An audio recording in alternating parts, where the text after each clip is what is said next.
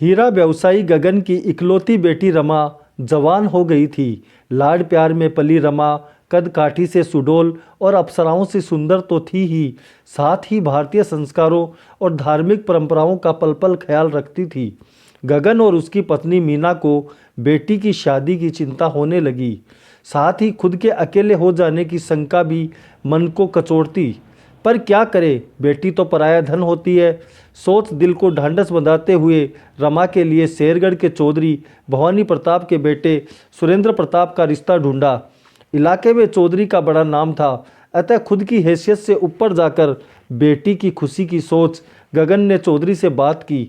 चौधरी चाहता था उसके बेटे का रिश्ता किसी बराबर हैसियत वाले जमींदार के घर हो, मगर गगन की मेहनत से कमाई अपार दौलत और इकलौती बेटी, जो कि भविष्य में गगन की दौलत की इकलौती वारिस थी, का ख्याल कर चौधरी के मन में लालच आ गया और उसने रिश्ते की हाँ कर दी। धूमधाम से शादी हुई। कुछ दिन तो रमा ससुराल में बहुत खुश थी। पूरा परिवार उसे बहुत प्यार देता था। एक दिन एक दिव्य संत शेरगढ़ में आए। चौधरी ने उन्हें अपने महल में रुककर सेवा का अवसर देने का आग्रह किया। संत ने आग्रह स्वीकार कर लिया। रमा हर पल संत की सेवा में उपलब्ध रहती। सेवा से प्रसन्न हो संत ने रमा से कहा, बेटी, सबके सामने तुम प्रसन्न रहती हो, मगर अकेले में उदासी का कारण क्या है? रमा बोली, कुछ नहीं महाराज, बस अपने माता पिता के अकेलेपन और परसों रक्षाबंधन का ख्याल मन को उदास कर देता है। मेरे कोई भाई नहीं है।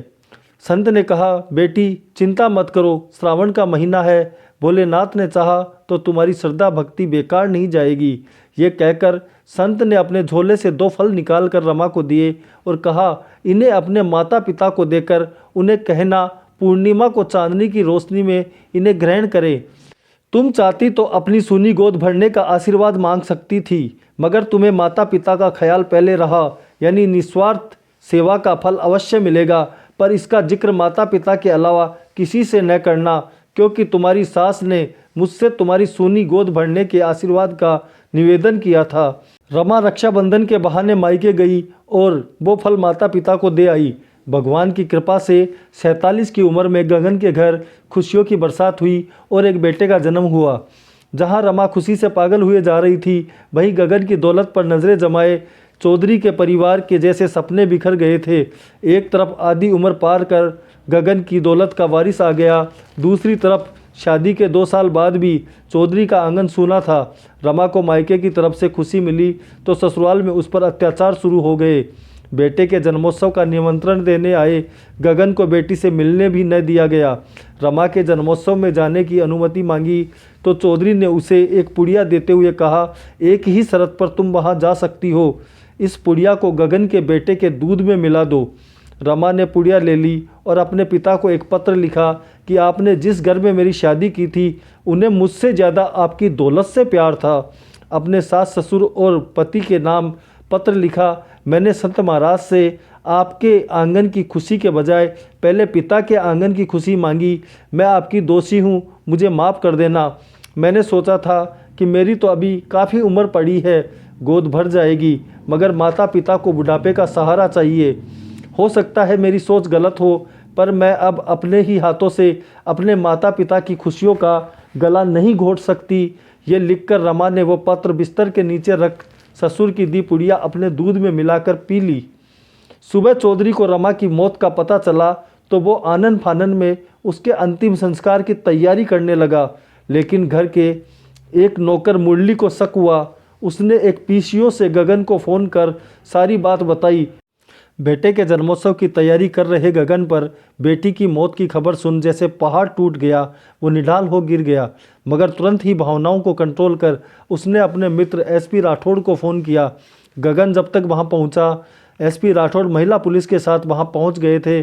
तब तक रमा की अंतिम यात्रा निकल चुकी थी। रमा का पति चिता को आग लगाने ही वाला था कि एसपी राठौड़ ने रोक दिया। पुलिस को देख चौधरी कांपते होठों से अपनी पहचान का रोब झाड़ने लगा, परंपराओं की दुआई देने लगा। कुछ लठेत भी चिता के चारों ओर खड़े कर दिए, मगर एसपी राठौड़ भी पूरी तैयारी और जाब्ते के साथ गए थे। उन्होंने चिता से रमा की पार्थिव देह को उतार कर पोस्टमार्टम करवाया, जिसमें जहर की पुष्टि हो गई। साथ ही रमा के शरीर पर कई जगह चोटों के निशान चीख चीख कर उस पर हुए अत्याचार की गवाही दे रहे थे। रमा के कमरे की तलाशी ली गई तो बिस्तर के नीचे वो पत्र भी बरामद हो गए जिनसे रमा की मौत का सारा मामला आईने की तरफ साफ हो गया। पुलिस ने हत्या की साजिश के तहत रमा के पति और सास ससुर को गिरफ्तार कर लिया। दोस्तों, एक पिता के लिए नाजों से पाली बेटी सबसे बड़ी दौलत होती है। जब वो उसे तुम्हें सौंप देता है तो फिर दहेज के नाम पर पिता की कमाई पर नज़र क्यों? इस दहेज के लालच को मार डालो ताकि ये फिर किसी रमा को न मार सके। कहानी कैसी लगी कमेंट करके बताएं। चैनल को सब्सक्राइब करें, लाइक और कमेंट करना न भूलें। जय हिंद, जय भारत।